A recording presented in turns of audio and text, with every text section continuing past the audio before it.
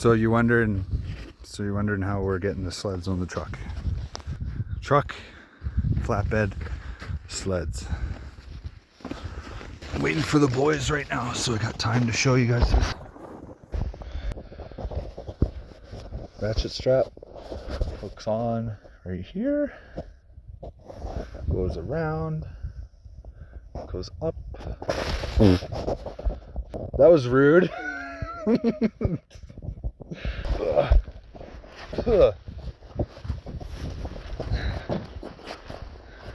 And it hooks right here.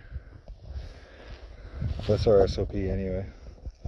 Keeps it fairly stable, and then you yeet, as the kids would say, the sled up there. We secure it at the front, and then two ratchet straps on the back just to make sure nothing goes flying.